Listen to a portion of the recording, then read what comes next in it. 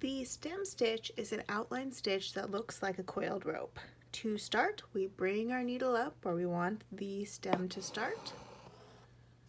I like to hold my thread off to one side of my stem and then go forward a stitch's length.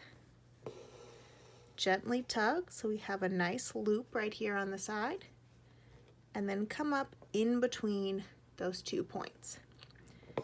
Now we gently tug so this loop becomes flush with the fabric, and it'll look like you have a straight stitch with your thread coming out from underneath it.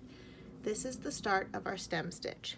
Next, we hold our thread off to that same side, go forward for our next stitch, tug so we have our loop, and then come up in between those 2 points again, like so. And gently tug, and you can start to see our thread is coiling around. The most important thing with the stem stitch is that we hold our thread off to the same side every time. That way we get that nice coiled look. And the shorter your stitches, the tighter the coil.